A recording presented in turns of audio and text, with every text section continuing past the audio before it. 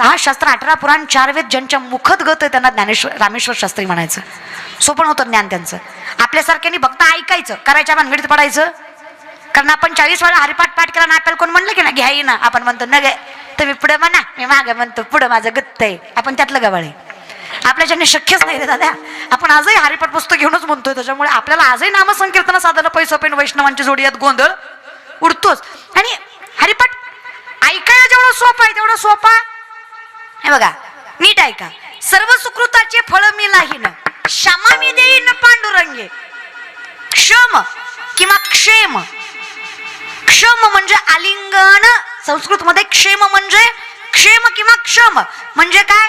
आलिंगन.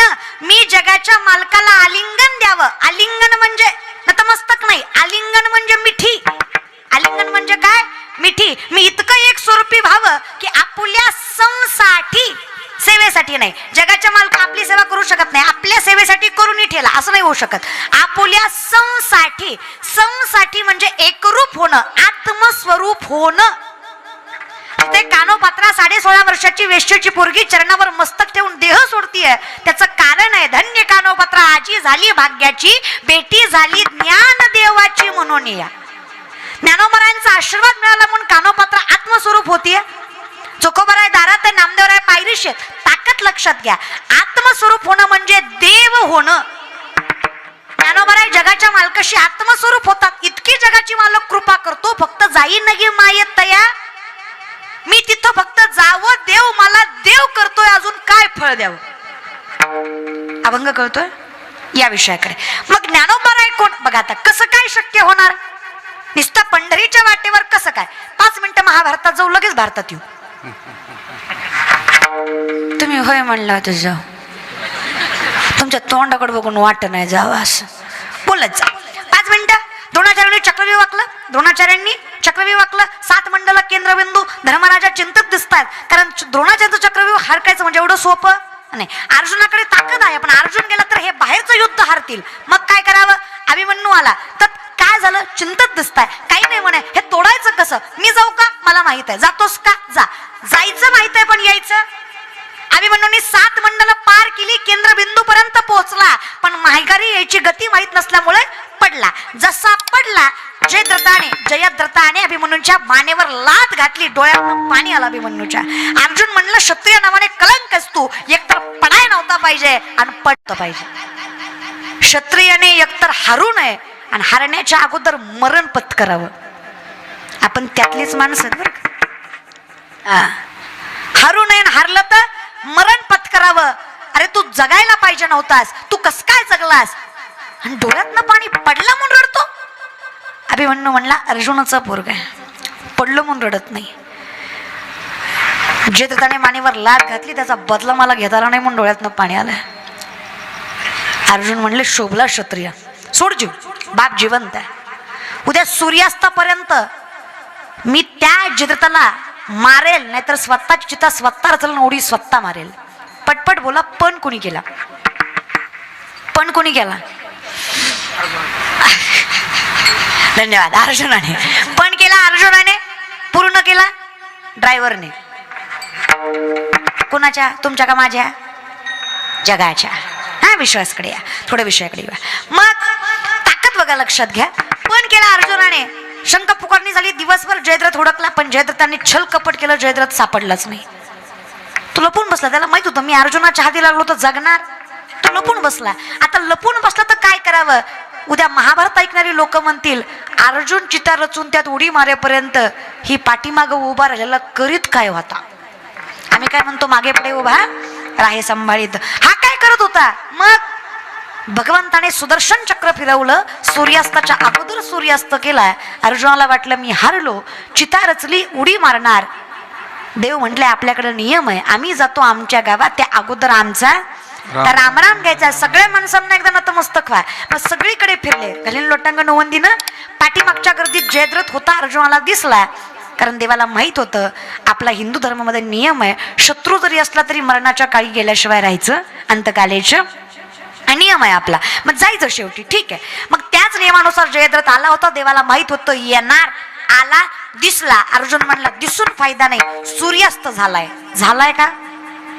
सूर्यास्ताला वेळ होता, सुदर्शन चक्र महागारी घेतलं, सूर्यास्त झाला नाही हे कळलं अर्जुनाला, देवाची लीला आहे. जाग्यावर बाण मारला, जयद्रथ मेला. पटपट बोला, बाण कोणी मारला? पटकन बोला, बाण कोणी मारला? मी मारला. बाण कोणी मारला? अर्जुनाने. मेला कोण?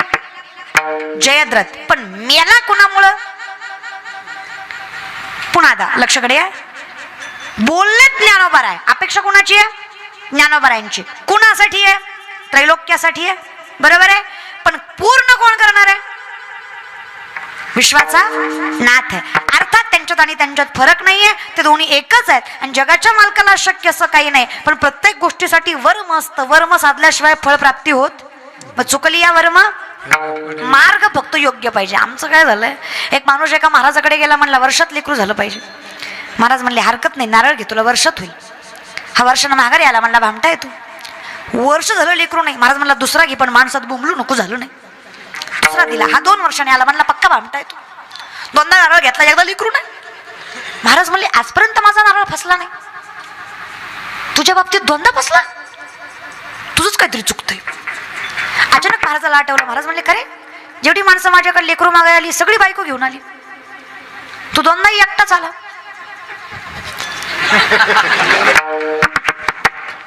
बायको कुठे आहे? ती मला लग्न नाही झालं. तुम्ही सांगा टेकरसकर किती नारळ दिलो लेकरू होईल. मी सांगते किती वाऱ्या केल्यावर देव भेटेल.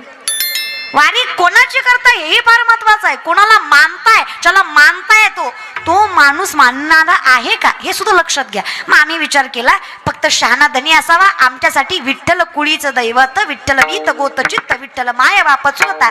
आमच्यासाठी सत्य काय असेल? सत्य तू, सत्य तू, सत्य तू विठ्ठला. तुझ्याशिवाय सत्यच काही नाही. आम्हाला माहित आहे मार्ग धरायचा कुठला, जिथे आमचे मनोरथ पूर्ण होतील. आमचे मनोरथ पूर्ण व्हायचा मार्ग एकच आहे, अभंगाचं द्वितीय. जाईन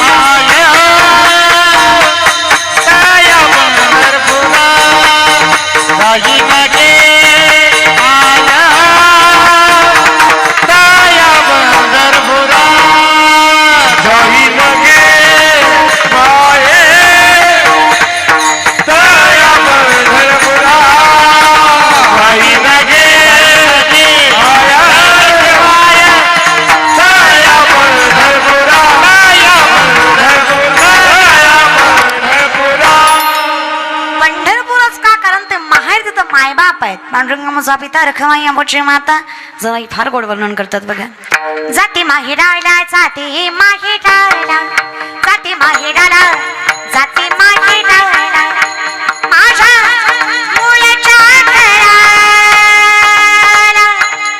माझ्या मुलाच्या घराला ग बाई बाई, जाते ग माहेराला ग बाई बाई, जाते ग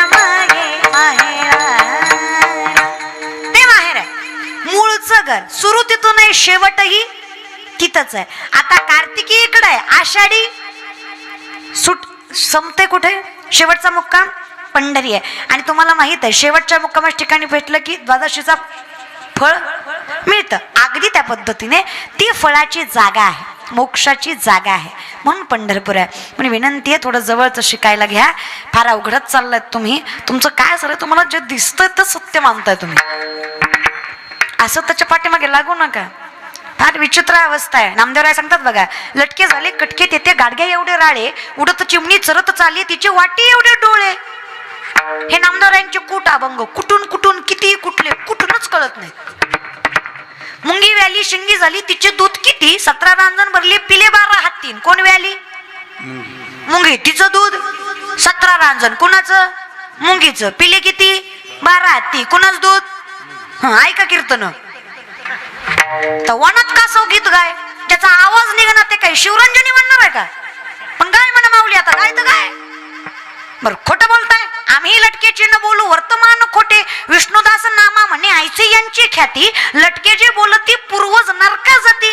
अरे खोटं बोललं तर कुळच्या कुळ नरकाला जाईल. खोटं बोलणाऱ्याची जात नाहीये, खरे इथं कर्म कमी बोबाटा जास्त आहे.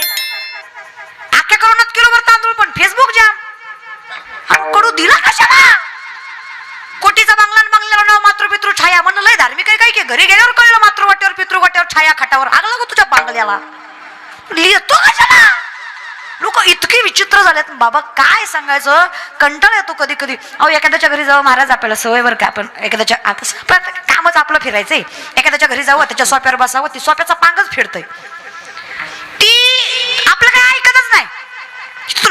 मी याचा अध्यक्ष, त्याचा उपाध्यक्ष, त्याचा सचिव, त्याचा चेअरमन, त्याचा सरचिटणीस, आपल्याशिवाय गावचं पान हलत नाही. आपल्याला आपल्या बायकोचं लय चालतंय, आपली बायको लय मोठ्याची. हान मग आम्हाला हानतो का खायला का? ठीक आहे रे, दुसऱ्याने कौतुक करावं, स्वतःने लोकांनी कौतुक करावं, आपण जगाने कौतुक करावं रे. आज मामांचं कौतुक अख्खा तालुका करते, हेच त्यांचं वैभव आहे. अजून त्यांनी काय आयुष्यात नाही मिळवलं तरी चालतंय. सत्ता फार महत्वाची नसते, नाव. माझी कधी कधी मला नवल वाटतं महाराज, खूप माणसं बघितली आयुष्यात. आता जगाच्या मालकाला साथ देणारी माणसं आहेत ना, आयुष्यभर माऊली त्यांचा हात धरतात. माझी विनंती आहे, फक्त सत्याला जगवा. कधीतरी आता कार्तिक महिना चालू आहे, जमेल तसा काकडा करा, जमेल तसा. रोज नाही जमला हरकत, 1 दिवसात, 2 दिवसात, 3 दिवसात, पण करा. काकडा करा. कृष्ण पक्ष चालू आहे, काकडा करा. काकडा माहिती आहे का? पाठ उठून ओरडत द्या त्याला काकडा म्हणतात. तो काकडा. सामर्थ्य लक्षात घ्या. विश्वाच्या नाथाला उठवायची, जागा करायची ताकद ज्या अभंगांमध्ये, ते आपल्याला जागा करू शकत नाहीत का? ह्या महाराष्ट्रातील काकडा फक्त पोरांनी करावा, तरुणांनी करावा, तरुण मुलामुलींनी करावा. माझा महाराष्ट्र जगातील सगळ्यात उच्चांकावर असेल हा विश्वास या व्यासपीठावर देतोय. फक्त काकडा तरुणांनी आणि तरुणींनी करावा. त्यासाठी काकडा माहीत असावा आमच्या पिढीला. थोडं जरा मोठेपणा करत जरे. आमच्या वर्गात एक पोरग आहे, लॉच्या सेकंड इयरला आहे. मी लॉच्या सेकंड इयरला. आमच्या वर्गात एक पोरग आहे, सरांनी त्याला उभा केलं बरं का. महाराज सरांनी त्याला उभा केलं. सरांनी त्याला उत्तर विचारलं. उत्तर देताना आम्हाला कळलं ती बोबडे. अख्खा वर्ग हसला. सर म्हणले, मूर्खच का तू लॉला ऍडमिशन घेतलंय, तुला वकील कोण देणार आहे, तुला केस कोण देणार? तो म्हणला, थतलं बोलू नका. कतलं बोलू? थतलं नाही, कतलं बोलू? अरे तू लॉ करतोयस मूर्ख, तुला केस देणार कोण? तो म्हणला, कुणी बी दिलं. अरे कोणी देईल? बरं दिली तर तू लढशील का? तो म्हणला, तल कती बी लढल. कधी लढल? अरे लढलेली पुढच्याला कळली पाहिजे. अरे वकील सोडून दे, दुसरं काहीतरी कर. तो म्हणला, मला माझ्या बापा थपा नाही, मला वकीलच व्हायचंय. ठीक आहे, तू होशील रे, तू डिग्री घेशील, पण तुला केस देणार कोण? अरे केस द्यायचं सोड, हे 20 रामायणाचे ग्रंथ घे, पुढच्या लेक्चर पर्यंत